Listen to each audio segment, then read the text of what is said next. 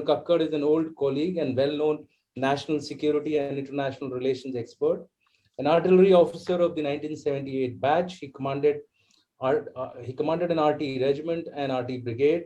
He has served in all theaters of operations and terrain. He was also the chief of staff of Bengal area before he hung his uniform. He has been very active in the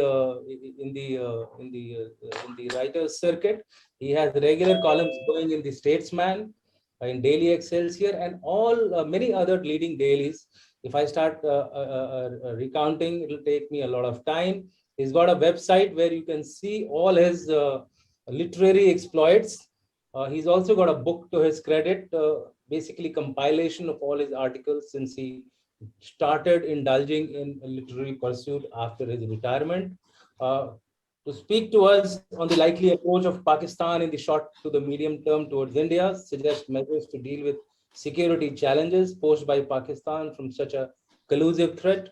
Over to you, sir. Harsha Kakkar, sir. Thank you, Dushyant. Thank you, Military Lit Fest, and also thank you, Strive, for having given me a chance to speak. Brigadier Dahiya has covered the background. I would not repeat it. Suffice it to say that Pakistan has been raising the Kashmir bogey based on the UNSC resolution in global forums. Well aware that the Lahore Declaration and Shimla Agreement have made the UNSC resolution ineffective. India's rising global power status has left Pakistan alone in international forums, as India insists that Kashmir is a bilateral issue. What infuriates Pak even more is India refuses to acknowledge Pak's calls for talks. Now, with that as a backdrop, before I move on, I just need to add one sentence that when we look at the current scenario, we also need to look at the way the present environment exists within Pakistan and in its neighborhood, which is unlikely to change in the near future. The insecurity which is emerging from Afghanistan has severely impacted Pakistan's western borders. They've become unstable. The CPEC is under threat. The increased emergence of attacks by the TTP and the Baluch have made Pak realize that its western borders are of greater importance than its eastern borders with India. It's got immense internal insecurities rising from anger within the country.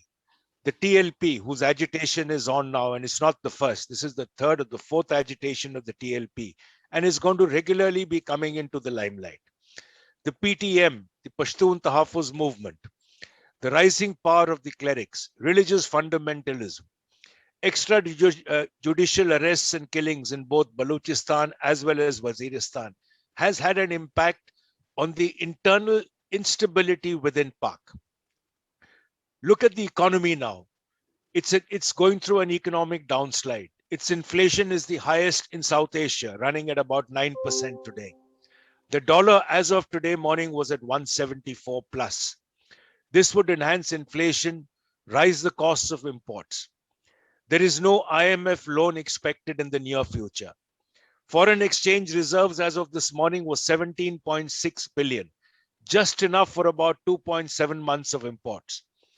To overcome its problems and cater for repayment, this is all that it has. As per reports, Pak needs an infusion of USD 51 billion in the next 2 years. Who's going to fund it? Its worsening relations with the US adds pressure from global bodies like the FATF, World Bank, where talks have failed even for the next set of loan of 1 billion. There are disagreements on the provision of base and overflights. Why is there a disagreement? There's a rift between the polity and the army. The causes are many. The army wants closer ties with the US, including opening air corridors. The polity fears election backlash. Appointment of army officials meant to be issued on 22nd. Today is the 24th. No sign of it, adding on to internal instability. In Pak, no matter who is the PM, the rift between the polity and the army invariably comes in the latter half of the PM's tenure. Benazir faced it. Nawaz faced it. Now it's Imran. No prime minister has completed his full term. Will Imran complete? Or will that now come out with the sale of personal gifts which he received, including the watch for 1 million. China may be a bosom ally, but very well covered by Brigadier Daya, but there is eroding of trust. Gwadar is possibly being dumped for Karachi. The slowing down of CPEC projects. Pakistan has major complaints on unreliable military hardware. The high cost of power based on power projects constructed by China. Negotiations with the Chinese power companies appear to be stalling. Take the latest case of the Dasu hydropower plant, where 9 engineers were killed in a terrorist strike. China has demanded 38 million US dollars as compensation, which implies China wants 73 crores per individual. Today, 28% of Pakistan's debt is owed to China. China has an easy method of adding to Indian concerns, as Brigadier Daya had covered: arm Pakistan, provide it with weapons, thus ensure that it can continue challenging India and adding to Indian concerns. When the government took over in Afghanistan, there were big hopes in Pakistan. Its terrorist leaders went as far as going to Jalalabad and meeting the new leader, meeting the Haqqani network heads, hoping for support in Kashmir. The Indian consulates in Afghanistan were supposed to be, as per SM Qureshi and other Pak leaders, were supposed to be supporting anti-Pak terrorist groups. For them, the removal of pro-India lobby with the new government coming in appears to be a benefit. But the fact remains that terrorist attacks have increased in Pakistan since the closure of Indian consulates. So was Pakistan blaming India, correct? Now, what are the benefits that have flown into Pakistan with the change of government in Afghanistan as far as its actions with India are concerned? It would have, if not now, or it will very shortly, move its terrorist bases to eastern Afghanistan. This will be away from the FATF and world body eyes, and Pakistan can then claim that they don't exist on my soil. And when these locations are given to Afghanistan, the bases would just shift to Afghanistan, would ignore. It would relocate its terrorist group leaders into Afghanistan, thereby projecting no control. The US weapons and additional military equipment, which was located in Afghanistan post the Haqqani takeover, I wouldn't call it a Taliban takeover, because the entire government is controlled by the Haqqani network, including night sites, will definitely boost the capabilities of terrorists who are being infiltrated. Pakistan would hire experienced Taliban members. After all, they're unemployed, and as per today's reports, they're being repaid by wheat rather than in cash, which is what is the only thing available now within the Afghan government to pay its fighters.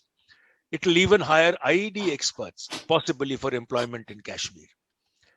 Afghanistan may not officially support Pakistan's position, hoping for global recognition, but it would definitely turn a blind eye. The major disadvantage of the current government created in Afghanistan by the Pak DGISI, Hamid, has been that it hasn't had any global recognition. This means that all burden on maintaining Afghanistan is going to add on to Pakistan. Imagine all this coming in terms of financial, in terms of security. It's only going to add on to Pakistan's western borders. What are the options available with Pakistan? Open war? Unlikely. It would prefer the ceasefire continuing because it gives them a safety margin for enhanced deployment on its western front. The ceasefire was a result of the track diplomacy, track 2, track 3, whatever you want to term it. And it was bulldozed by the polity down the throats of the army, basically hoping to commence talks with Pakistan. Nothing has happened because the terms of agreement between the two sides are such that the demands of Pakistan are unacceptable to India and Indian demands on Pakistan are unacceptable to them. Terrorism would not stop, nor would radicalization, as also political support, that is diplomatic support and informational warfare support, something that we see almost daily on social media. The intention would be to keep Kashmir alive in the global eye. It would exploit any Indo-China war for its advantage. An Indo-China stalemate and enhanced deployment along the LAC as it exists today benefits Pakistan because it distracts India. For China, a troubled Kashmir is a benefit as it distracts India. This is one area where the two sides could and are also currently colluding, and there is no two doubts about it. The enhanced internal divide, as covered by my predecessor, Dr. Vikram Singh, there is no doubt that this is again being pushed to a large extent by funds from Pakistan, creating an internal divide, breaking the internal fabric of India, as we've seen in the recent riots that have taken place. Now, let's look at the analysis of the past few months and the way it's going to move forward. Infiltration will continue. The level of trained terrorists are high, as we've seen in the recent Poonch encounters. Reports of Kashmir say that Pak terrorists in the valley exist, though most are in the upper reaches and staying quiet. They would only become active on directions once the current strategy fails. Now, what is the current strategy? The current strategy is to create fear and insecurity of the 90s, leading to an exodus of migration. The moment that begins, which is already started on a small scale, but moment it picks up, this would discredit the current ruling dispensation. And that is exactly what Pakistan is aiming for. The employment of local terrorists ensures that India cannot blame Pakistan. In case of a major attack within the valley, it could lead to religious acrimony in different parts of the country, which again is Pakistan's benefit. As far as the collusion is concerned, we should be very clear that the present scenario in Kashmir is a Pak-China collusion. It's only going to grow with time. And as Indo-China relations, in case they go further downhill, with the way Chinese attempts are increasing along the LAC, Pakistan is going to get more and more active, not only within Kashmir, but across India, and in the manner in which Dr. Vikram Singh has stated. The other collusion, very clear, is provision of air bases to China.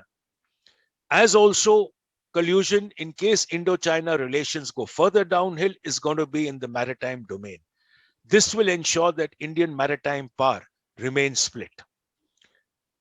Now, coming to the last part, what are the options for India?